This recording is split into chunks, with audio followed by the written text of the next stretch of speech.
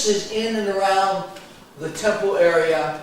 This is Tuesday. All right, this is Tuesday of Passion Week. And a lot of things happen.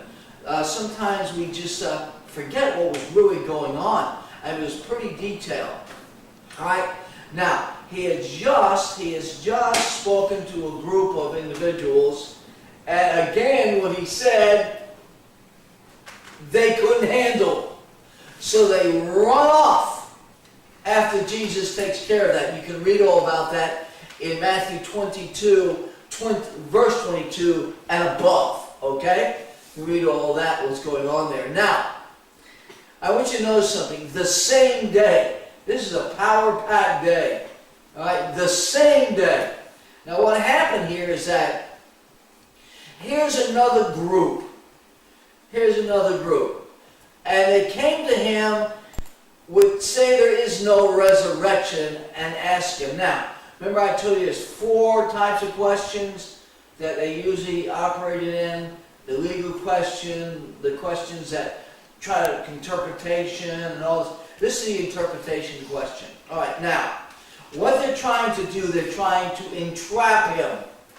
All right? They're trying to entrap him. Because we're going to look at Sadducees. You know, we're going to talk about them. Notice what it says. They say there is no resurrection. They said a lot of things. All right? All right, now, the Sadducees rejected all other Old Testament, I'm using our terms for them, writings. They rejected the Psalms, they rejected the prophets, they rejected everything except the Torah. Genesis, Exodus, Leviticus, Numbers, Deuteronomy. First 5 books. And they were literalists. What does that mean? That means if something in the first 5 books did not say specifically something. I mean, you'd have to say, like, the wall is yellow. And they had to read that. If later someone commented that the wall was yellow, they wouldn't believe it. Okay? There's an apple on the counter. If it said that in the Torah, first 5 books, they're okay. If someone mentioned it later and said, I saw an apple on the counter, they'd reject it. Alright? Now, so if something said specifically, now, the first 5 books, Genesis, Exodus, Numbers, Deuteronomy, and Leviticus, not particularly in that order, does not specifically state anything about the resurrection. It ain't there. But what is there is an allusion to it. There is a reference to it. But it does not say specifically in those 5 books, you die and there's resurrection. It doesn't say that. So the Sadducees, which rejected everything that the Pharisees ever said, you were totally, completely online when you're thinking, well, the Sadducees were arm's length. Jesus did not speak a whole lot to them. They were radical. They didn't speak anything about Jesus, and Jesus didn't talk to them very much. They were separate. They didn't like the Pharisees. They didn't like anybody. And they were a group that was fringe everything. So when they came to Jesus and they said to him what they said in verse 24, it was exactly what their doctrine says. Master, Moses said. All right, now, see where we are? Didn't say David said, didn't say Elijah said or Isaiah said, Moses said. Okay? If a man die and having no children, his brother shall marry his wife and raise up seed unto his brother. This is absolutely what Moses said. I'll show you this in a minute. And now there were of 7 brethren, and the first, when he had married a wife, deceased, and having no issue, left his wife unto his brother. No child. Okay, verse 26. Okay, we'll read this and we'll talk about it. Likewise the second also, and the third unto the 7th. And last of all, the woman died also. Now, I want you to see something here, okay? That's not the issue. here's the issue, verse 21. Therefore, in the resurrection, whose wife shall she be of the seven? For they all had her. Now, here you go. All right. Now, go back one click. I want to see the beginning of that. They say something interesting. They say master. So they come and they immediately show him respect by calling him master teacher. All right. So they say master. You know, Moses said this. And the object is, since they did not believe in the resurrection, remember, they're trying to trap him into saying something. They can say, see. All right, now go back again. All right, to that one passage. Okay.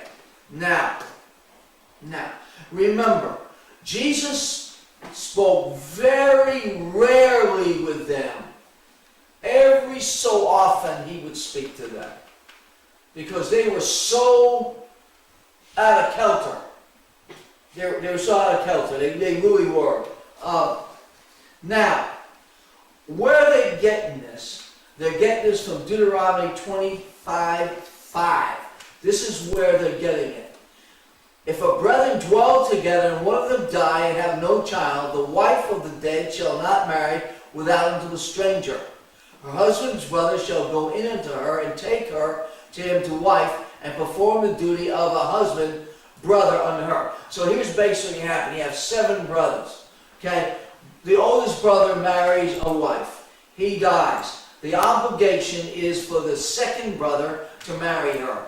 Third brother, fourth brother, fifth brother, sixth brother, seventh brother. And then she dies also. All right. So what happens is all 7 brothers are obligated by the Torah, right here, Deuteronomy, to marry her. Okay? So, what would happen is, I would take a real good look at my oldest brother's wife. Because one day, she may be mine. You know what I'm saying? And they say, you know, look her over really good. I don't like her, marry somebody else. Okay. Alright? Because that's what they would do. Alright, now I want you to see something here. I want you to see about the 7 times. Alright? Now, in verse 25:5, this is the Old Testament scripture that the Pharisees take and they go, okay, we'll add some other things to it and get some balance. The Sadducees were right on it. Literally. That was a literal verse. That's exactly the way they lived. And if it said something else, somewhere else, doesn't matter. It's only what's in the first 5 books. So, this lady is a 7-time widow. Like, think about that, ladies in this room. 7-time widow. Go back one scripture, please. There you go. Therefore, the resurrection wife should she have, and at last all the women died. She is a 7-time widow. Think that for a minute. 7 times she's been widowed.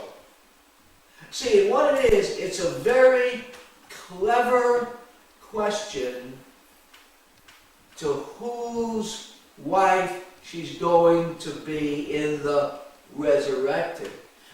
And what they expected was no answer. They didn't expect anything here. Because whatever Jesus said, they would have came back and they would have come back and they would have talked about Deuteronomy. So they really didn't think Jesus had an answer for this. And this is one of the questions of interpretation. Now go up one screen, please. All right. Okay. Now, let's see what Jesus said here. All right. Jesus answered and said unto them, you do err, not knowing the Scriptures, nor the power of God.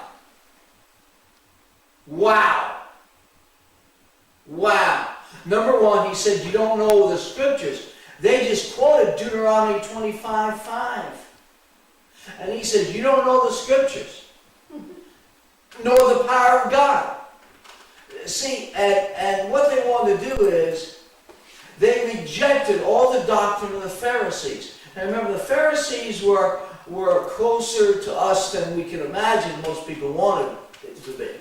Remember, they were close. And they were right on it. They were right clipped. A lot of times they were right on.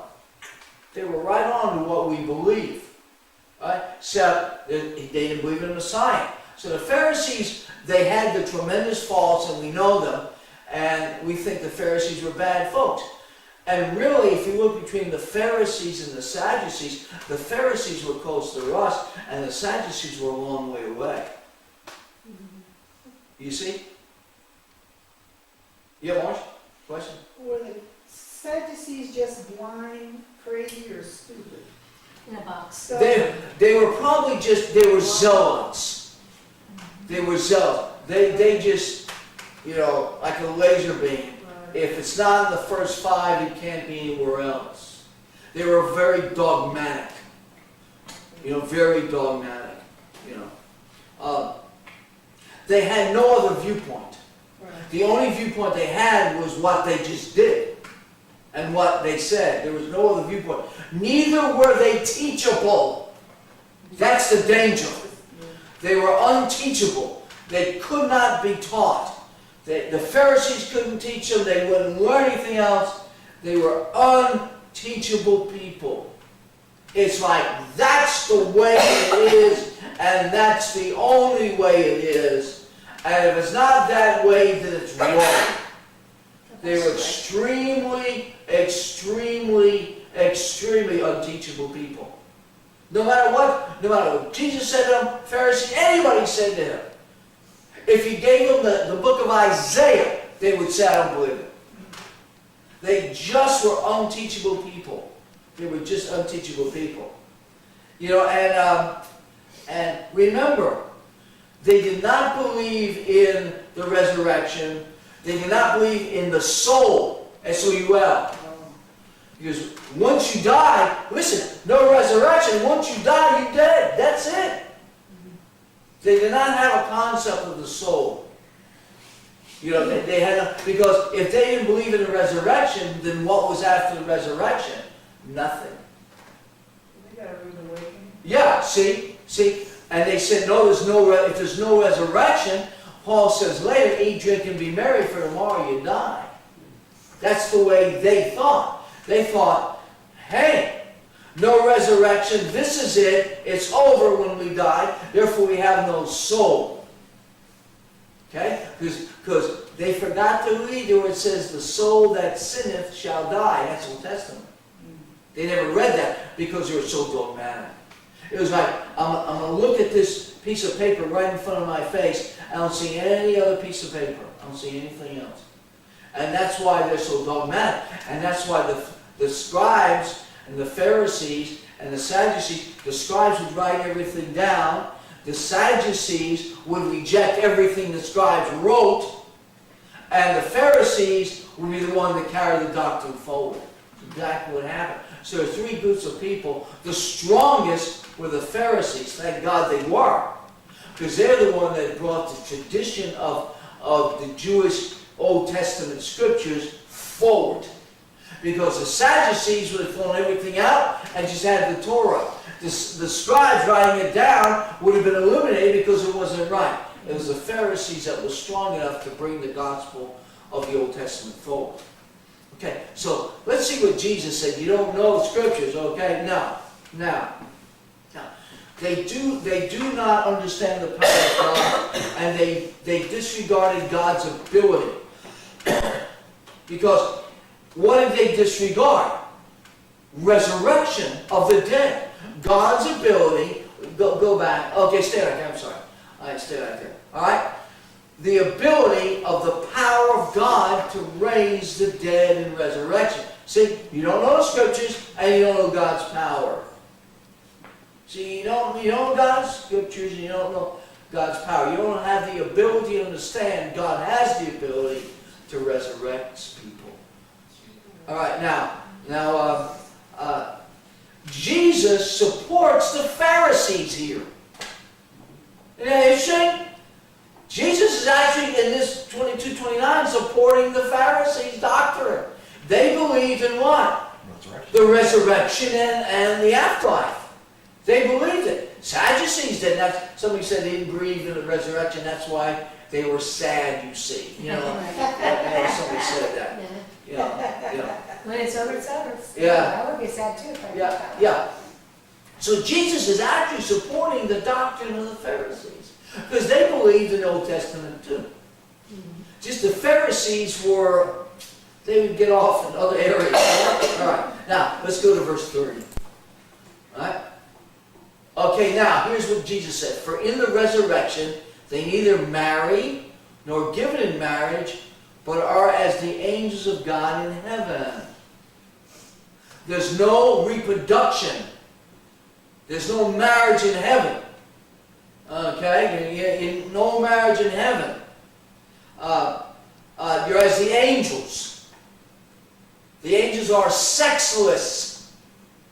Neither male nor female angels.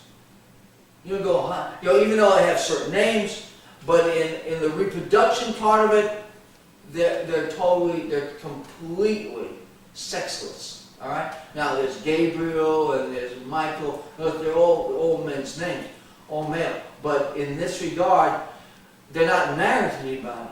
Gabriel doesn't have a wife that's another angel. See what I'm saying? And they're not reproducing young angels. Okay. And in heaven, you're not going to be married nor given in marriage. You're not going to have marriage in heaven. You're not going to get there one day and see two angels love each other and Jesus says you're married and they go off somewhere and have little angels. Not going to work. See, but okay, it's funny, but that's what it means. It's hilarious, isn't it? It means that. And see, and here's what happened. Here's what Jesus did. The question, whose wife shall she be, is totally irreverent. Doesn't matter in heaven because it doesn't exist.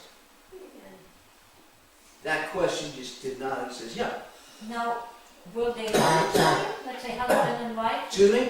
Will they know each other? Yeah, but you're not going to be married to Lewis. Okay. No, But they say, I will see you in heaven, you know, Yes. like parents. Good and question. children and all that. If a person makes it, You recognize each other. yes, you shall be known even as you are known. But I'm not going to set up a household with Margaret in heaven No, okay. and have more and more kids. Could you be as angels? Good questions. These I are great. don't think your mind would be on it. No, and that's not the way it is. Because in the heavenlies, there's no reproduction. There's no, father, mother, grandmother, any of that. Even though I'll see my mom, and I'll see her, and I'll know she was my mom, and I'll reckon. And you feel the love for them. That's right, and I'll see David, King David. I'll see Peter, James, and John. I will know them, but there's no, wow, look here, Margaret, let's go to our mansion and let's have 14 more kids. Not gonna happen, because that's not the way it works. That's the way it works. Okay, now let's go to Daniel 12, 2 and 3. All right, now, this deals with if the Sadducees would have believed something other than the Torah, if they'd allowed the Bible to expand itself. That's why Jesus said you err because you don't know the scriptures. They would have read this in Daniel chapter 12, 2 and 3. And many of them that sleep in the dust of the earth shall awake, some to everlasting life and some to shame and everlasting contempt. Verse 3. And they be wise shall shine as the brightness of the firmament, and they that turn many to righteousness as the stars forever and ever. So right there, if the Sadducees would have accepted the doctrine of what the Pharisees taught, they would have known the answer to that right here. Resurrection. And many of them that sleep in the dust of the earth shall awake, some to everlasting life, and some to shame and everlasting contempt, or eternal loss, being in hell. But they didn't believe that. Did they even read it? Who knows? Don't even know. But it was there because that's Old Testament scriptures. That's why they erred, because they did not know the scriptures nor the power of God. They weren't hungry. They weren't hungry, or they were, this group of people, they were just very, very narrow in their thinking compared to the Old Testament. Couldn't think outside the box. Couldn't think outside the box, outside the scroll, basically. And that was what was going on there. So if they would have known that, they wouldn't have asked that question. That's why he said you don't know the power of God. Hurry back, scoot. Hurry on. What's it good? Hurry along, it's hurry. I don't even know I was even on. Okay, huh? I don't even know if I was up. They knew you were up? No. It was on there. Just change the page. Alright, good. Alright, Matthew 22:31. Now, Jesus continues thinking. I'm adding some scriptures to show you the Old and New Testament, how it works. But as touching the resurrection of the dead, have you not read that which spoken unto you by God said? See? He's speaking to the Pharisees. So look what he does. He goes where? Back to the Old Testament. I am the God of Abraham, the God of Isaac, and the God of Jacob. God is not the God of the dead, but of the living. He said, you don't know that either. You don't know that either. You don't know that either. And look what happens. And when the multitude heard this, they were astonished at his doctrine. Now, here's something that made the Pharisees very happy.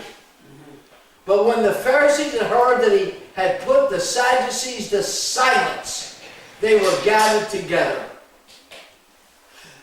Finally, somebody has quieted down the Sadducees, because they were teaching things that was incorrect to the doctrine of the Jewish nation. They were teaching things contrary. So what they did, they decided to have a little huddle. Now remember, this is Tuesday of Passion Week. This is Tuesday of Passion Week. They're having these little meetings, you know, and this is going on. Jesus is talking, and this is Passover time, and Jerusalem's filling up with people, and they're having these little meetings. Okay, well, that takes care of them now. What are we going to do? All right, let's find out what they're going to do. Verse 35. And one of them, which was a lawyer, that lawyer was a Pharisee, asked him a question, tempting him and saying, all right, here we go. Here's a question on principle, the principle things, all right? Doctrine principle, all right? He's a lawyer, so he has to be a Pharisee, all right? Master, what is the great commandment in the law? Naturally, the law. Which goes back to what? The first 5. Right. Genesis, Exodus, Leviticus, Numbers, Deuteronomy. All right? So, what do you think? All right? 37. Jesus said to him, thou shalt love the Lord thy God with thy heart, with thy soul, and with all thy mind. All right? And let's go one, please. This is the first and great commandment. All right? The second is like unto it. Thou shalt love the Lord thy God as thyself, and the second is thou shalt love thy neighbor as thyself. On these 2 commandments hang all the law and the prophets. And that goes back to Deuteronomy chapter 6, 4 and 5. That's where that comes from. So he says, what's the greatest? What's the more powerful? Now he's actually saying, number 1, love compasses everything. It ellipses everything. It's beyond everything.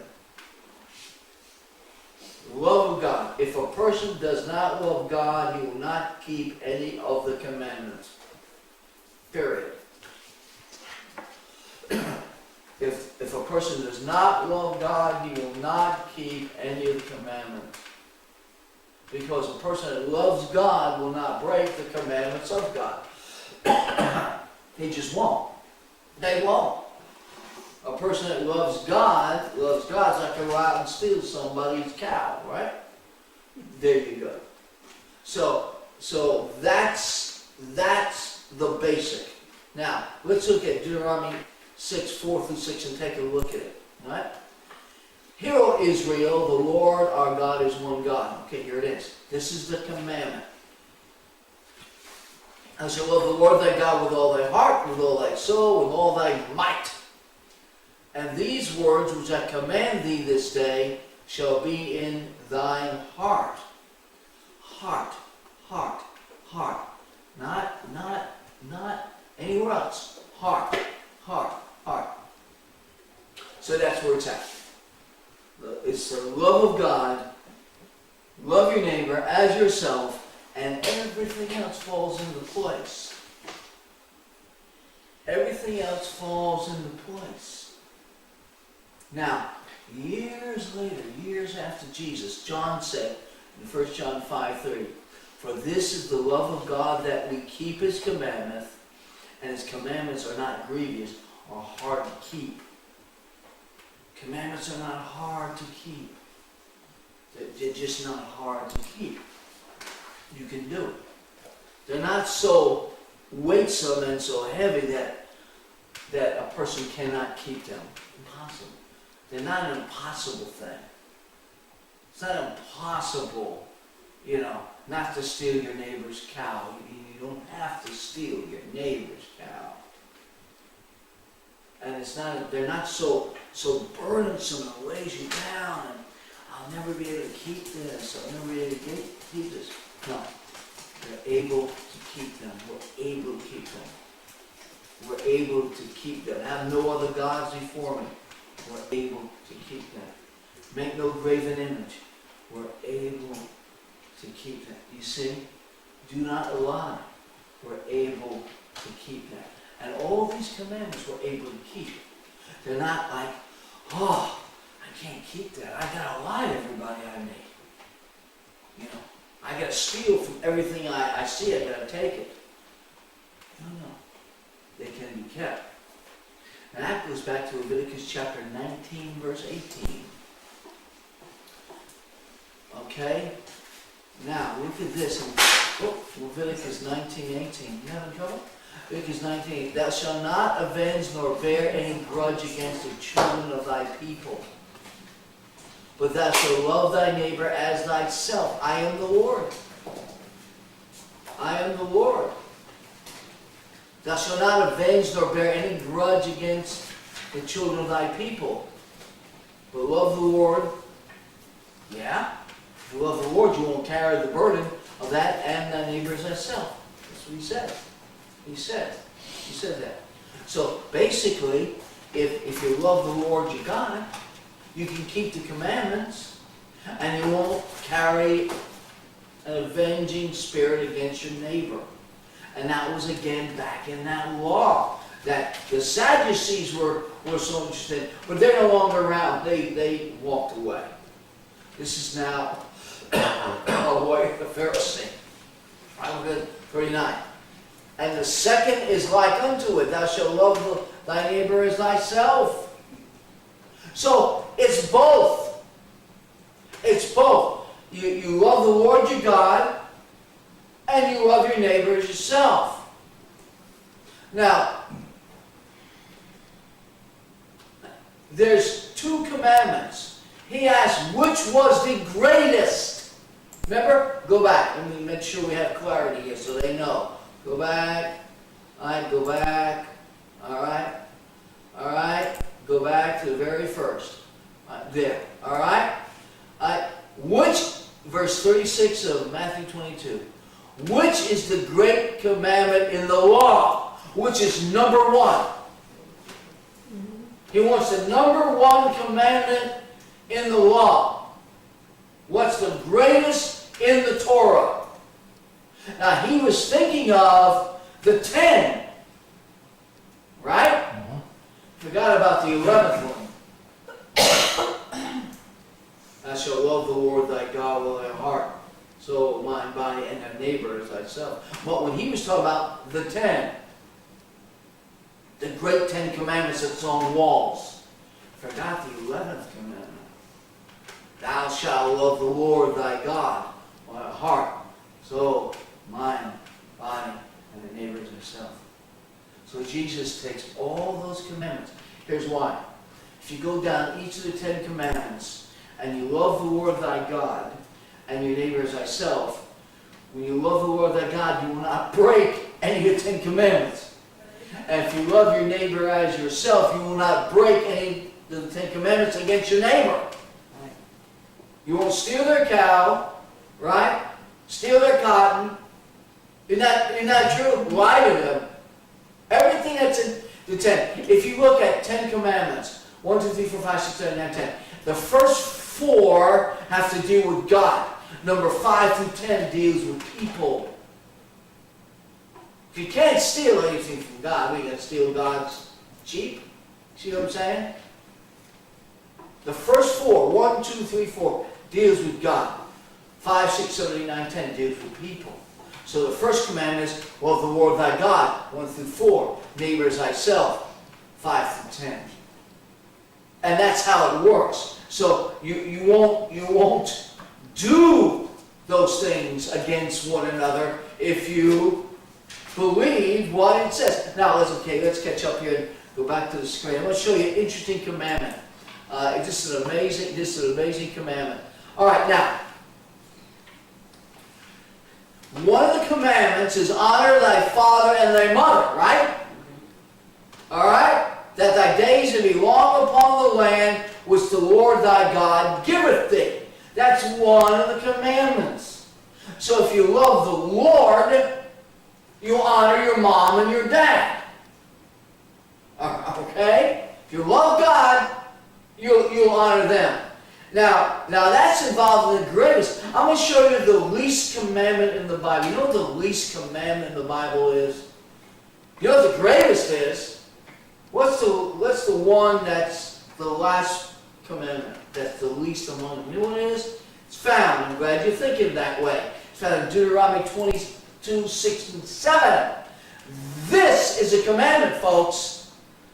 Alright? Here it is. If a bird's nest chance to be before thee in the way in any tree, or on the ground, whether they be young ones or eggs, and a dam, which is a female, sitting upon the young or upon the eggs, thou shalt not take the dam with its young. Can't take the mother and the children at the same time. But if thou shalt in any wise let the dam go and take the young to thee, they may be well with thee. Are you ready for this? That thou mayest prolong thy days.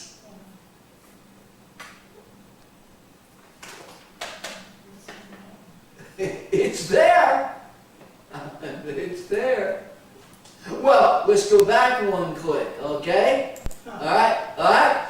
Honor thy father and mother, that thy days may be long upon the land which the Lord thy God giveth thee. Command. No argue, that's a command. But so is the next verse. Go back to what we just had. Deuteronomy 22. That's a command. Thou shalt in no wise let. That's a command. So if you want to have a long life, and if you find a nest, and you want the eggs, leave the mother alone. I knew you'd be thinking that. What are you thinking here, huh? Chicken eggs. Chicken eggs. All right, now listen. Here's why. If you kill the mother, you end the generation. Isn't that right? You kill the mother, you end that generation, because the mother's capable of having more chicks, more eggs. Jesus is talking about something greater than what we can imagine here. Greater. Love the Lord thy God with heart, soul, mind, and strength, and thy neighbor as thyself. Because if you do, both rewards are the same.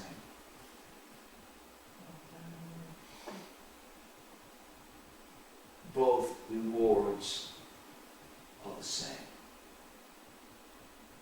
So if you love your neighbor yourself, you love God, the rewards in God's eyes are the same, just like here. Wow. 1 John chapter 4, verse 20. If a man say, I love God, and hateth his brother, he is a liar. And he that loveth not his brother whom he has seen, how can he love God whom he has not seen? Let me tell you something. We're living in a world that everybody is saying everything about being racist. You know what that's doing? John 4, 20 and 21. I hate a certain color. I hate a certain individual. I can't love God if I can see that person sitting in that chair and hate them who I have seen. I can't love God who I haven't seen. And what it's doing is causing a spiritual collapse of the world. Can't love God. I can't say, I hate that person because they're from wherever. I love you, God. Can't do it. And the commandment have we from him that he who loveth God also his brother. God's love his brother. Okay, wait a minute. So I hate all of you. I love you, Jesus. Spiritual collapse. Boy, I just hate that God. He needs that type skin, and that type hair, and that type background. And I hate him because I'm a racist. I hate the guy. Thank you, Jesus. There's no racism at the cross. It doesn't exist. There's no racism at the foot of the cross. It doesn't exist. Now, we may not like what he's doing or like what his ways are. But we don't hate him because he's a certain color. If they knew 1 John 4, 20 and 21, that would settle it all. Wouldn't it? Because you can't love God and hate your neighbor at the same time. Impossible. Jesus, I just love you. Jesus, I just love you with all my heart. What is he? If a man say, I love God and hate his brother. Now, I'm not saying this. God's saying this. What does it say here? He is a liar. That's what God says. Don't get mad at me. I'm not saying it. God said it. Get mad at him. Then you have two problems. You see? You see? You can't fulfill God's love unless, wow, you're not a racist. Whoa. Now that should be put in the newspaper. That's what should be put on all the signs of all the marching, huh? I just love you, Jesus. I hate that guy. I just love you, Jesus. I don't like his. Hey, oh. See where we're at? Sobering, isn't it? Meant to be. Matthew 22:40. Here's as they continue. Of these two commandments hang all the law and the prophets. There they are. Love the Lord thy God, neighbor as thyself. Everything else that hinge upon. Everything else. All the law, all the prophets, everybody. Now, watch Paul in Romans 13, 9, 10. Right there. For this thou shalt not commit adultery, thou shalt not kill, thou shalt not steal, thou shalt not bear false witness, thou shalt not covet. Remember this? Look what it is here. This is all against what? People. Right? Not God, people. God in the long run with people. And if there be any other commandment, it is briefly comprehended in the saying, namely, thou shalt love thy neighbor as thyself. There it is. Love worketh no ill to his neighbor, therefore love is the fulfilling of the law.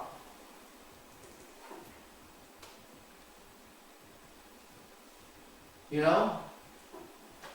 I don't want to go next door to my next door neighbor and dig up his pear tree. rejoice. He tells me to do it. You see? I'll get that neighbor of mine. When we go to church and love Jesus, don't work. Doesn't work. Doesn't work. Now here's what Paul said in Galatians 5:14. For all the law is fulfilled in one word, even this, thou shalt love thy neighbor as thyself. There it is. There it is. There it is. There it is. Now this guy who's a lawyer, they call him a scribe here, is hearing all this. I go over to Mark because Mark has some scriptures below it that I want to pull into this entire what's going on this Tuesday of Passion Week next time. So I went over to Mark 12, okay, from Matthew 22. It's the same basic, account and story that's going on, but there's something else that Mark includes that Matthew doesn't that I want to pull out. And the scribe said unto him, Well, master, thou hast said the truth. Whoa. Here is a Pharisee agreeing with Jesus. A few minutes before, Jesus agreed with a Pharisee. Isn't that interesting? For there is one God, and there is none other but He. Listen to this guy. Listen to this guy. This is the scribe talking. It's not Jesus talking. And to love Him with all thy heart, with all thy understanding, with all thy soul, with all thy strength, and to love his neighbor as himself is more than all whole burnt offerings and sacrifices. I wonder what this guy did 24 hours later when the scribes and Pharisees and Sadducees said, Crucify him. What did this guy do? Either he was caught up in the emotions of the day, or he went, this isn't for me, and backed away. That's the guy I just said he told me the truth. Now they're killing him. We'll never know. Not at least this life. Was he the one that said, I'm not having anything to do with this thing? Or did he get in the crowd of the Pharisees that wanted him dead and the crowd that wanted him dead? Or did he say, that man told me the truth and backed away? Never know. Unless we see in heaven, you know. This guy had it right. This guy had it right. He really did. He got it. Let's look at verse number 34 of Mark 12. And when Jesus saw that he answered discreetly, he said to him, Thou art not far from the kingdom of God. You are not far from the kingdom of God. Look how close he is. This guy understood. Look how close he is. Wow, you're not far. And no man after asked him any question. He got it. We'll never know. Maybe we will. Matthew 5:20. For I said to you, that except your righteousness shall exceed the righteousness of the scribes and Pharisees, you shall in no case enter into the kingdom of heaven. Look how close that guy is. Jesus said, you're right. You answered correctly. You said the right thing. You're not far from the kingdom of God. Wow. Wow. Wow. Something else happens right behind this that we don't have enough time to do. They begin to question him about the son of David. They come back. Wow. Wow. Heavenly Father, thank you that we can know the truth shall set us free. We can come back, oh Lord, and we can drop the greatest two commandments in our lives. Love you, our heart, mind, soul, body, and our neighbor as ourselves. And when we do, we fulfill the entire law of the prophets. We'll just fulfill it all. Help us, God, to live our life that we need to live in front